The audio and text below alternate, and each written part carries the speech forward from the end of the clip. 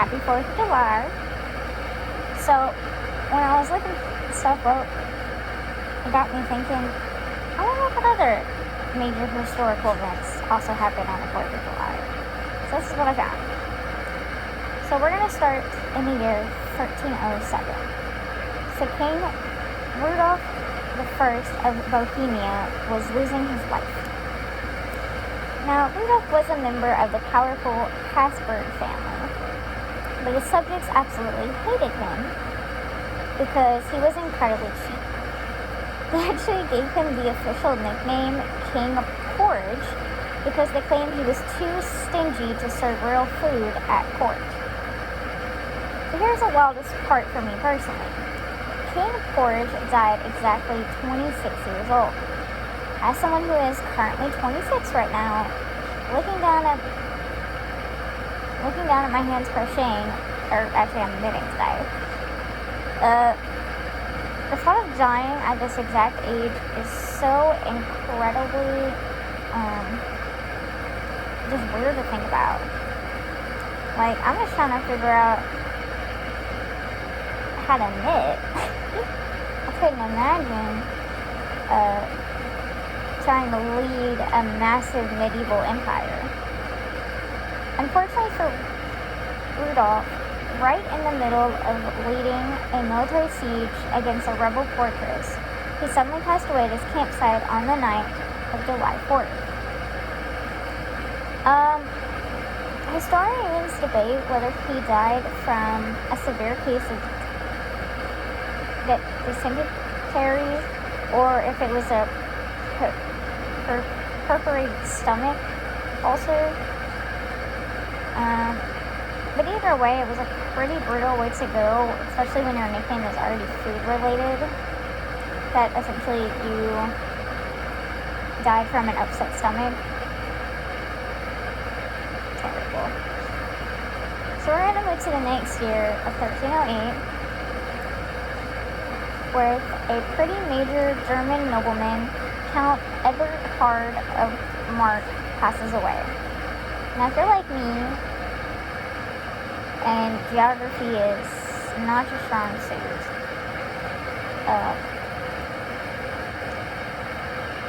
the Mark was a powerful county in what is now North Rhine-Westphalia, Germany. Eberhard was essentially the ultimate regional boss. He spent his entire life fighting tooth and nail to keep his homeland completely independent from the massive overreach of local archbishops. He finally took his final breath on a warm July day in 1308 and was laid to rest in a quiet little monastery town called Fürn den Berg.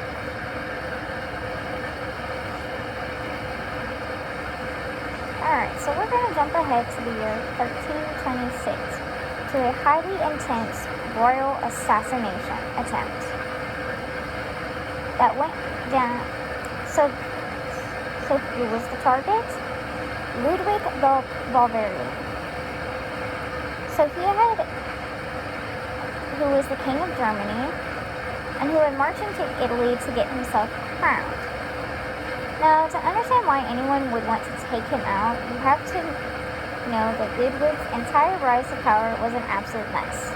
The Pope completely hated him. He was surrounded by bitter enemies, and political tensions were at an all-time high. So to celebrate Ludwig's new crown, a powerful Italian lord named Galeazzo I Visconti decided to throw him a massive, lavish banquet in Milan, Italy. But behind the scenes, someone tried to sneak poison directly onto the plate meant for the king. Fortunately for Ludwig, he didn't touch the food. But here's where the plot twist comes in. Galeazzo's own brother, Stefano Visconti, actually ate off the plate. He swallowed the poison and died horribly the same night. Ludwig was so freaked out by the sudden death that he immediately suspected the whole family was plotting a coup.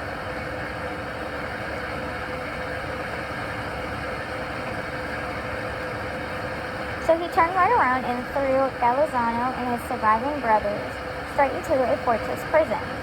Talk about a terrible thank you note for hosting a party. It's just crazy to think about, but on July 4th, while these medieval elites were throwing killer dinners and landing themselves in dungeons, century later, we are just trying to dodge that annoying family member at our backyard barbecue. But our holiday timeline doesn't stop there. Where are we to next? 1330.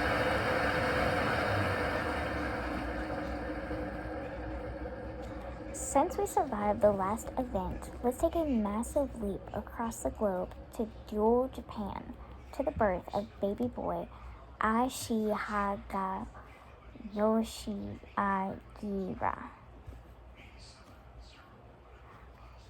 His parents gave him the childhood nickname Senjuo, which translates to something beautiful like a thousand-life king. But despite the royal name, his childhood was far from glamorous. Because his family was caught up in the brutal political rivalries, little thousand-life king was taken away and held as a political hostage.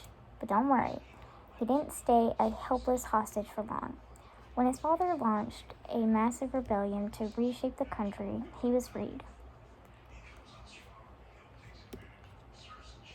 But he didn't stay a helpless hostage for long. When his father launched a massive rebellion to reshape the country, Senju was freed. Even as a young kid, he stepped up to help lead armies and attack enemy strongholds.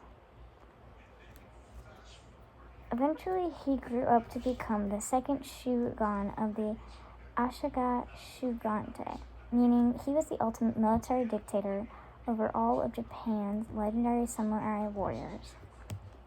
He spent an entire adulthood successfully defending his capital city of Kyoto and cementing his father's empire. Just want to think about the contrast, that on July 4th, while we are kicking back in lawn chairs, this kid went from being a literal childhood hostage to commanding legions of samurai. So if you hear some background noising, it's because my roommate fell asleep, and in order for them to fall asleep, they have to fall asleep to noise. So, not bad. Now, in 1336, we remember the little boy hostage from our life. Okay. Hi. I went and turned that down for a little bit. Also, this is Miss Wednesday's tail, so if you see something black flapping by, that's what that is. Anyways, so, remember the little baby hostage from our last event, Senju, who grew up to command legions of samurai? Well, to understand how his family got so powerful in the first place, we have to rewind the clock to 1336. Senju's father, military samurai commander Tayakuji, won one of the most famous conflicts in Japanese history, the Battle of Minatogawa. To set the scene, Tayakuji had rebelled against the emperor and was marching an absolute massive army of over 50,000 warriors straight toward Kyoto. Blocking his path by the Minto River was a fiercely loyal imperial general named Kusunomi Masashige. Masashige knew he was severely outnumbered, but he refused to retreat. So on the 4th, Takauji launched a brilliant, multi-pronged attack surrounding the imperial forces from both the land and the sea. It was a total masterclass in military strategy. Realizing all hope was lost, General Masashige and his remaining samurai committed ritual seppuku right there on the field to protect their ultimate honor. And yes, if the word sounds familiar, seppuku is exactly what rappers mean when they drop lines about committing harikari on a track. It's the ultimate honorable warrior code of taking your own life rather than letting your enemies defeat you. This massive July 4th victory completely cleared the path for the Senjus to inherit a literal empire. It's just wild that while we are celebrating our freedom today, the Ashikaga family was busy securing theirs with swords, arrows, and an empire-defining triumph by a riverbank. So where are we going to next? Well, we're going to so in the same year, we have another event. So we're going to leave the sword and arrows of Japan to check in on a truly legendary woman in Europe. On this exact day, Queen Elizabeth of Portugal passes away at the age of 65 inside the castle of Estremoz. Now, history remembers her by the nickname the Peacemaker, and she absolutely earned it. Elizabeth spent her entire life stepping into massive family arguments. At one point, she literally rode her horse straight onto the battlefield and stood directly between her husband and her son's opposing armies to stop them from murdering each other. Talk about family drama. Fast forward to her old age. She's 65, frail, and had retired to a quiet life of charity. But a massive war broke out between her son, the King of Portugal, and her son-in-law, the King of Castile. Even though she was weak, Elizabeth undertook a brutal, exhausting journey on a dangerous roads to get to the castle of Estremoz, where the armies were gathered. She successfully negotiated peace and stopped the war, but an extreme physical toll caught up to her, and she passed away from a severe fever. Now, for those of you who follow my channel closely, you know that we have a running theme here with Henry VIII and Catherine of Aragon. Well, get ready for a major piece of family lore. This ultimate peacemaker was actually Catherine of Aragon's direct ancestor. Elizabeth's DNA ran directly down through the Spanish royal lines right into Catherine's mother, Queen Isabella. So the fierce, unbroken strength we always talk about in Catherine's story, she inherited it from her great-grandmother Elizabeth on this exact summer afternoon centuries ago. Where to next? So we're going to skip ahead to 1359. We're leaving the royal family dramas of Portugal to drive straight into a brutal medieval holy war. Because why not? So one of the most stubborn warlords in history, Francisco II, Lord de Laffey, finally surrendered to the papal commander, Cardinal Gil de Albornoz, after years of bloody warfare. Now, history remembers Francisco as a ruthless anti-pope rebel who ruled the Italian city of Forlì with an iron fist. He hated the Pope's authority so much that the Vatican literally declared an official international crusade against him. They offered holy forgiveness to anyone who would pick up a sword to help wipe him out. But Francisco refused to back down, leading to a massive, years-long siege. And if you think he was tough, his wife Sia was an absolute legend. She wore full armor and personally led the brutal defense of a nearby fortress, fighting off the Pope's armies until she was completely overrun. So now we get to July 4th. Completely isolated, outnumbered by Allied troops, and with his wife captured, Francisco knew the game was up. On this summer afternoon, he officially surrendered his territory to the brilliant papal commander, Cardinal Albornoz. But this is where the twist comes. Cardinal Albornoz wasn't just a military genius, he was the man who laid the legal groundwork for the papal states that lasted for centuries. And Francisco? Well, instead of being executed, his fierce defiance and earned him so much respect that the Pope actually let him stay in power as a local governor. So sometimes it pays to be stubborn. Okay, so we're going to jump ahead to the year 1399. Okay, so we're going to talk about a political hesitation in England. A banished nobleman pulled off one of the ultimate while the cat's away the mice will play news and world history. Also, if you hear that sound, that's my AC. I'm not turning it off, it's too hot here. But that's what that sound is, by the way. So anyways, Henry Bolingbroke, the future King Henry IV, and the exiled Archbishop of Canterbury, Thomas Ardrew, officially landed back on English soil to take back everything that was stolen from them. Now, history remembers Henry's cousin, King Richard II, as an incredibly paranoid and tyrannical ruler. A year earlier, Richard got into a petty feud with Henry, banished him from the kingdom, and promised his exile would only last 10 years. But when Henry's incredibly wealthy father, John of Gaunt, died a few months later, King Richard completely broke his word. He tore up the legal contracts, stole the massive Lancastrian family fortune, and banned Henry for life. To make matters worse, Richard then did something incredibly dumb. He sailed across the sea on a massive military campaign to Ireland, leaving his kingdom completely unguarded. And this is where we get to on July 4th.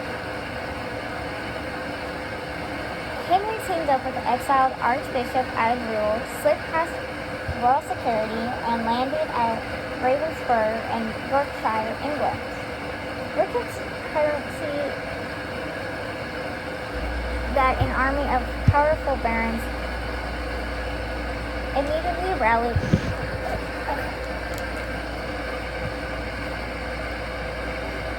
to Henry's side. And for those of you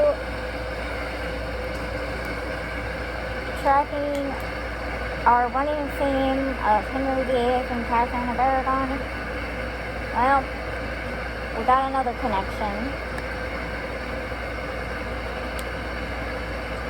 So, the bold rebel Henry Bolingbroke was actually the great-great-great-great-granduncle of King Henry VIII. Both lines showed the exact same patriarch, John of Gaunt. While Bolingbroke represented the legitimate Lancastrian side, Henry VIII's family descended from the scandalous, legitimized line of John Gaunt's mistress, Catherine Swynford. So this single summer afternoon didn't just win Bolingbroke his land back. It triggered a total collapse of the government, leading to Richard II being captured, disposed, and mysteriously starving to death in a dungeon. This exact move effectively launched the legendary House of Lannister onto the throne of England, carving out the path that would eventually lead straight to the Tudor dynasty that we know today. Okay, so we're going to jump ahead to the year 1415. By the way, if you're wondering why there's like so many jumps ahead, it's because a lot of history happened in July, but just not on the 4th of July. But going back to 1415, we're going to go from England to Constance Cathedral, Constance, Germany for a bombshell announcement.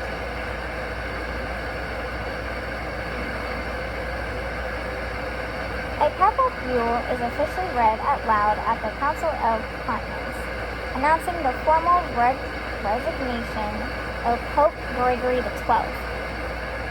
Okay, to understand why this is such a big deal, you have to realize that popes do not just step down. In fact, Gregory was so rare that he became the last pope to resign from office for nearly 600 years, a streak that wasn't broken until Pope Benedict XVI stepped down in 2013. So why did Gregory step down?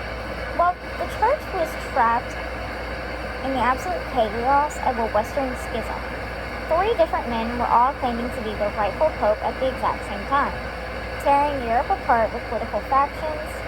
Realizing the gridlock would never end, Gregory made a jaw-dropping move of radical humility.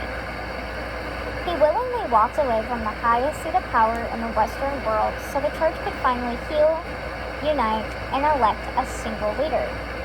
Gregory didn't even get to see the resolution. The papal seat sat completely empty for over 2 years during the transition, and Gregory passed away peacefully in obscurity just a month before the new unified pope was finally chosen.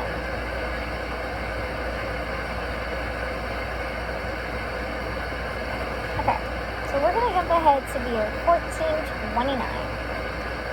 We're going to move to Ionia, Greece, to the sudden death of Carlo I Topou, from an illness at the age of 54. Now, Carlo was a major ruler over several Greek islands and was the despot of Epirus. But because he didn't have any legitimate children of his own, he officially adopted his nephew, Carlo II, to inherit his entire kingdom and take over the family legacy. Well, as you can imagine, this did not go over well with everybody. Carlo also had several legitimate sons, and when they realized they were completely left out of the inheritance, they were absolutely furious. They felt entitled to the territory, so they actually launched a bitter family rebellion and went so far as to bring in outside military force from the Ottoman Empire to back them up. It completely fractured the territory and created a massive mess, all because of the unearned entitlement and a refusal to respect boundaries. Lasting legacy can never be built out of chaos and force control. True stability always requires order and peace.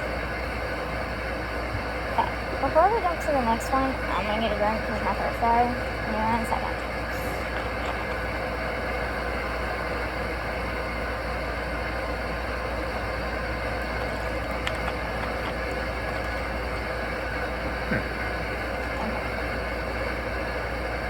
Okay, so the year is 1450. So we're going to move from Greece to London, England.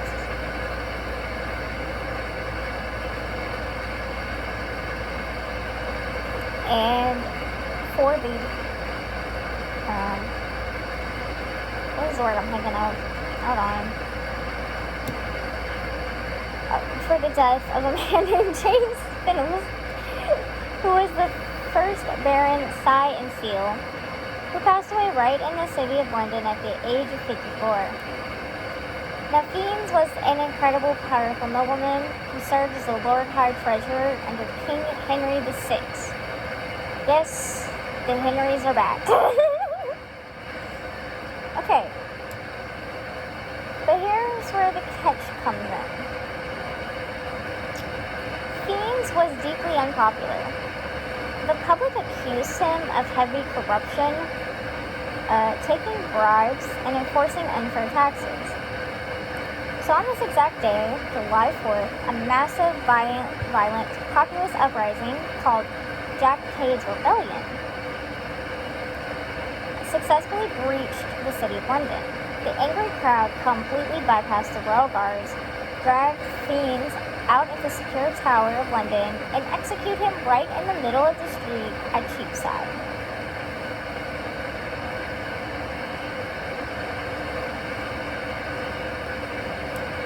Now, maybe my brain's a little bit weird, but I find it interesting that he was executed by the people because of taxation. And the reason why this interests me is if you know anything about the 4th of July and how America got started, is we broke away from the British because we felt like we were getting taxed too heavy from them. So it's amazing that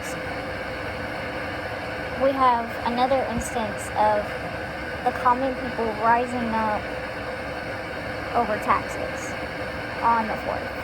Like, that's just incredible.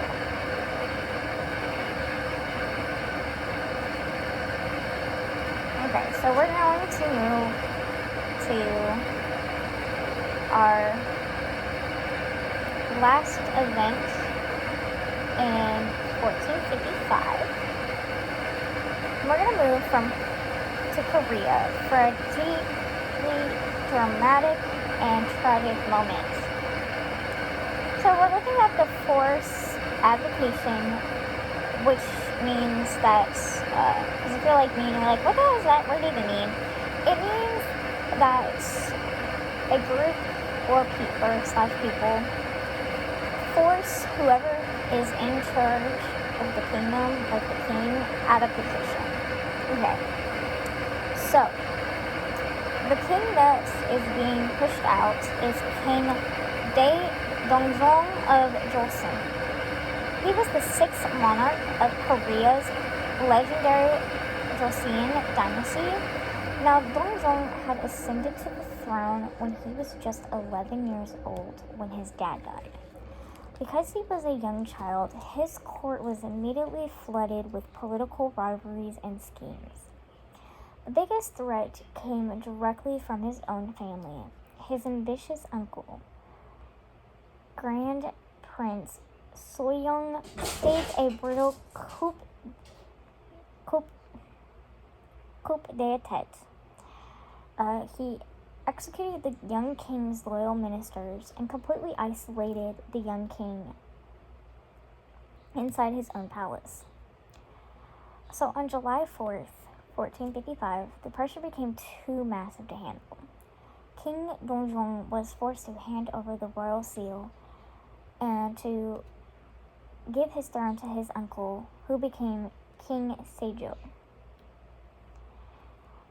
To keep the public happy and hide the coup, the court officially promoted the teenage Dongzong to a figurehead post called King Emeritus or Sangwon, and this allowed him to live quietly under strict surveillance. Sadly, King Dongzong's story does not end here, and it actually becomes one of the most heartbreaking tragedies in Korean history because his uncle eventually stripped him of his titles and exiled him into the mountains just 2 years later. So we're going to stop here because I don't want to get in the way of your guys' 4th of July celebrations. I know 4th of July is a big deal in my family because not only is it America's birthday, but it's also my parents' wedding anniversary. My dad likes to tell the joke every year that he lost his independence on Independence Day.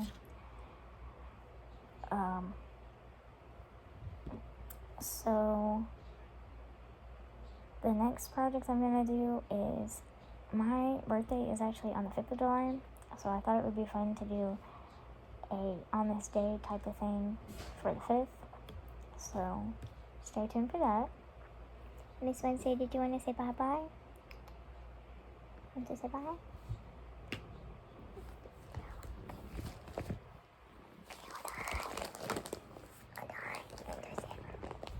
Bye. Hi, everybody. So if you want to say hi or bye to her, just drop a waving emoji. But yeah, bye. Have a happy 4th of July.